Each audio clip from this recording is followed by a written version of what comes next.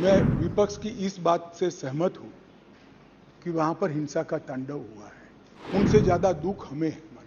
ये जो घटना हुई है वो शर्मनाक है।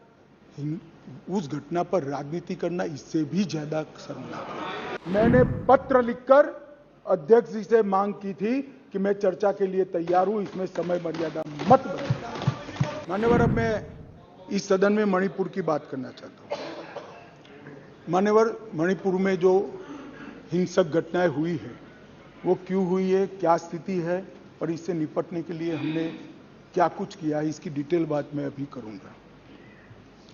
परंतु मैं विपक्ष की इस बात से सहमत हूं कि वहां पर हिंसा का तांडव हुआ है और इस हिंसा के तांडव से कोई सहमत नहीं हो सकता। मान्यवर, हम भी सहमत नहीं हैं।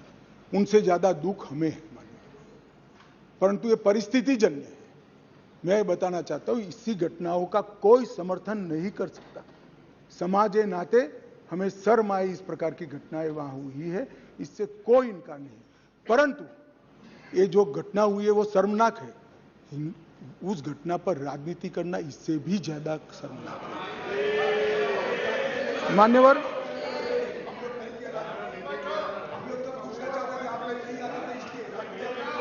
मैं बताता हूं।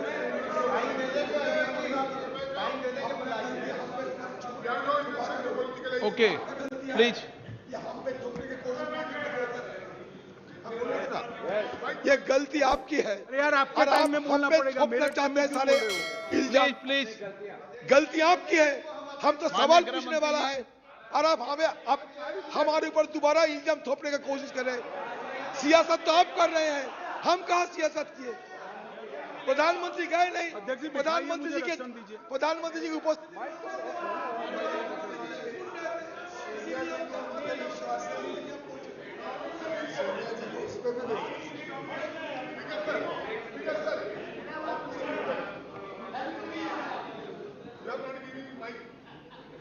मान्यवर,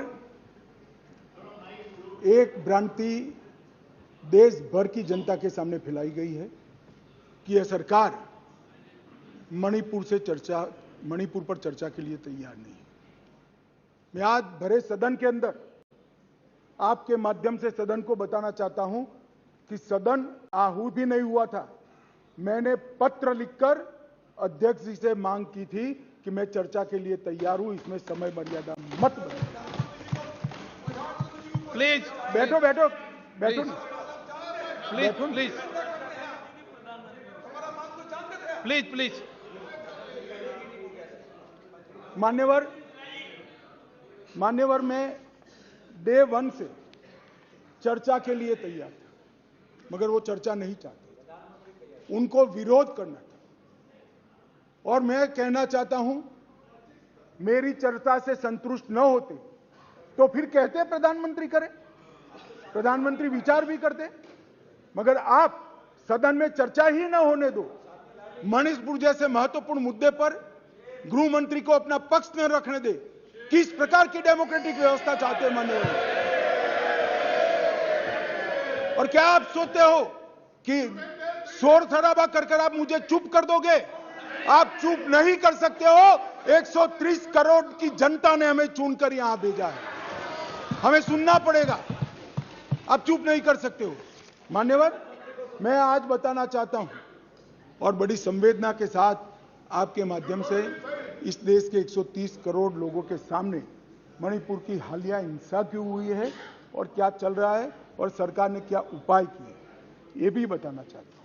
मान्यवर, मैं पास्ट में मणिपुर में क्या हुआ ये भी बताऊंगा। अब मैं जब बताऊंगा तब ये कहेंगे कि पुरानी बातों को हमें सुनाने के लिए कह रहे हो। ना जी, मैं संवेदनशील आदमी हूं मान्यवर। मैं पुरानी बातों को राजनीतिक हिसाब किताब के लिए नहीं सुना रहा। इसलिए नहीं सुना रहा कि आपके समय में भी हुआ था, हमारे समय में भी हुआ। होता है का अप्रोच हमारा नहीं है, ये यूपीए का अप्रोच है। हमारा अप्रोच होता है का नहीं है, हम टॉलरेट नहीं कर सकते। मैं पुरानी हिंसाओं को इसलिए बताना चाहता हूं कि मणिपुर की नस्लीय हिंसाओं के स्वभाव को जनता ने जानना पड़ेगा। नस्लीय हिंसा मणिपुर में जब जब होती है तब किस प्रकार से होती है वो भी जानना पड़ेगा। इसलिए मैं पुरानी हिंसाओं को भी रखूंगा। आपके मन में ये भ्रांति न हो, ये सवाल ना आए कि पुराना क्यों बता रहे। मान्यवर, 6 साल से करीब 6.5 साल से मणिपुर में भारतीय जनता पार्टी की सरकार है। मणिपुर में भारतीय जनता पार्टी सरकार बनी तब से 3 मई तक एक भी दिन कर्फ्यू नहीं डालना पड़ा। मैं मेरी बात आग्रह के साथ कहना चाहता हूं, मणिपुर में भारतीय जनता पार्टी की सरकार के 6 साल पूरे हुए। 6 साल में मणिपुर में एक भी दिन कर्फ्यू नहीं डालना पड़ा। मणिपुर के अंदर एक भी दिन बंद नहीं रहा। मणिपुर के अंदर एक भी दिन ब्लॉकेड नहीं हुआ और उग्रवादी हिंसा लगभग समाप्त हो गई। ये 6 साल का भारतीय जनता पार्टी के शासन का इतिहास था। 2021 में हमारे देश की पड़ोस में म्यांमार में सत्ता परिवर्तन हुआ और म्यांमार में वहां पर मिलिट्री का शासन आया, डेमोक्रेटिक सरकार गिर गई और वहां पर एक कुकी डेमोक्रेटिक फ्रंट है, इसने लोकतंत्र के लिए आंदोलन चालू करा। जब कुकी डेमोक्रेटिक फ्रंट ने लोकतंत्र के लिए आंदोलन चालू करा, वहां की मिलिट्री शासन ने इन पर कड़ाई करना शुरू की, दबिश बनाना शुरू की और चूंकि म्यांमार की बॉर्डर फ्री बॉर्डर है मान्यवर, वहां फेंसिंग नहीं है और आज से नहीं, आजाद हुए तब से नहीं है, फेंसिंग नहीं है। तो बहुत बड़ी मात्रा में मिजोरम और मणिपुर के अंदर कुकी भाइयों का वहां शरणार्थी नाते यहां आना शुरू हुआ। मैं इसलिए कहना चाहता हूं मान्यवर, क्योंकि उनका झगड़ा मणिपुर की मिलिट्री से था और दबिश शुरू हुई इसलिए आया। अरे म्यांमार की मिलिट्री से था और दबिश शुरू हुई इसलिए वो यहां पर आए। मान्यवर, हजारों की संख्या में कुकीज आदिवासी भाई यहां आना शुरू हो गए और परिवार बसने लगे। कहां बसेंगे? तो जंगल में बसने लगे और एक प्रकार से मणिपुर के बाकी हिस्सों में एक असुरक्षा की भावना हुई कि हमारी जनसांख्यिकी बदल जाएगी। हमने उसको देखा। उसी वक्त मान्यवर हमने गृह मंत्रालय में 2022 में निर्णय किया कि अब ये बॉर्डर को खुला नहीं कर सकते, बॉर्डर बनानी पड़ेगी, फेंसिंग करनी पड़ेगी। हमने 10 किलोमीटर फेंसिंग पूरी कर दी है, 60 किलोमीटर का काम चालू है और 600 किलोमीटर का सर्वे चालू है। आपने 2014 तक कभी फेंसिंग नहीं की। हमने दूरंदेशी से 30 में दंगे हुए, 21 में ही फेंसिंग का काम शुरू कर दिया था। 10 किलोमीटर ट्रायल फेंसिंग बन चुकी है, 60 किलोमीटर का काम चालू है और 600 किलोमीटर का सर्वे बाकी, जिससे ये घुसपैठ को रोका जा सके। फिर एक अनरेस्ट खड़ा होने लगा क्योंकि वहां जनसांख्यिकी बहुत निर्णायक होती है मान्यवर। घाटी में कुकी भाई रहते हैं, पहाड़ पर ट्राइबल भाई रहते हैं, तो उनके घाटी में मतई रहते हैं और पहाड़ पर कुकी और नागा ट्राइबल भाई रहते हैं। तो एक जनसांख्यिकी के बदलाव का बड़ा दबाव रहता है कि हमारी संख्या, हम अल्पमत में आ जाएंगे। तो इसके लिए हमने लगभग जनवरी महीने से हमने वहां पर जितने भी शरणार्थी आए थे उनको एक परिचय पत्रक देने की शुरुआत की। उनका थंब इंप्रेशन लिया, आई इंप्रेशन लिया और थंब इंप्रेशन और आई इंप्रेशन को वोटर लिस्ट और आधार कार्ड के नेगेटिव लिस्ट में डालने का काम किया। ऐसा नहीं है मान्यवर कि यहाँ गृह मंत्रालय के कंट्रोल रूम में कोई आंख मूंद कर हुआ। 2023 में दंगा हुआ, 21 में हमने फेंसिंग चालू करी, 22 में हमने फेंसिंग चालू करी और 23 की शुरुआत में हमने थंब इंप्रेशन और आई इंप्रेशन लेने की शुरुआत की और उसको भारत के वोटर लिस्ट और आधार के नेगेटिव लिस्ट में डालने की। फिर भी ये जिस प्रकार से संख्या बढ़ती गई, एक असुरक्षा की भावना मतई लोगों में फैलती गई मान्यवर। ये जो वहां पर एक फ्री रेजिम है, नेपाल की तरह वहां पासपोर्ट नहीं चाहिए। अब ये मत कहना है कि हमने क्यों नहीं करा, 1968 से करा हुआ है भाई।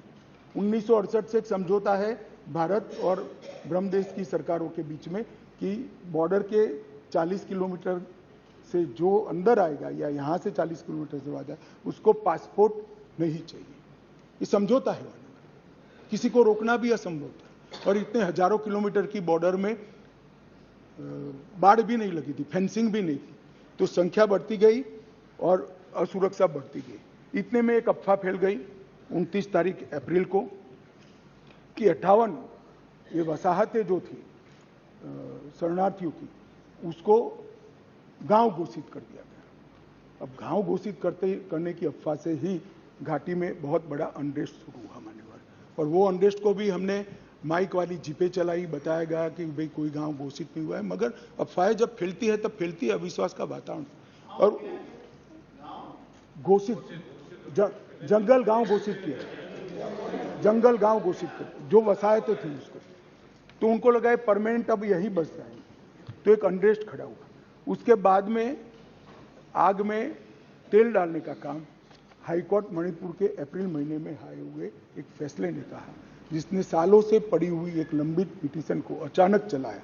अचानक चलाकर ना भारत सरकार के ट्राइबल आयोग को शपथ पत्र लिया, ना भारत सरकार के ट्राइबल डिपार्टमेंट का लिया, ना भारत सरकार के गृह मंत्रालय का लिया, ना मणिपुर सरकार का लिया, और अचानक ही कह दिया कि 29 अप्रैल के पहले इस मतई जाति को ट्राइबल घोषित कर दी गई। इससे पहाड़ पर बहुत बड़ा अनरेस्ट हुआ, ट्राइबलों में बड़ा अनरेस्ट हुआ कि अब मतई ट्राइबल बन जाएंगे तो हमारी नौकरियों में स्पर्धा का भाव होता है, और स्वाभाविक है एक कोई कानूनी प्रक्रिया के बगैर एक ऑर्डर कर दिया गया, जिसके कारण ऊपर भी, नीचे ऑलरेडी अनरेस्ट चालू था, ऊपर भी अनरेस्ट हुआ, और 3 तारीख को एक रोली के अंदर एक क्लैश हो गया माने, और क्लैश होने के बाद दंगे चालू हुए जो अब तक अशांत परिस्थिति को बनाए हुए हैं।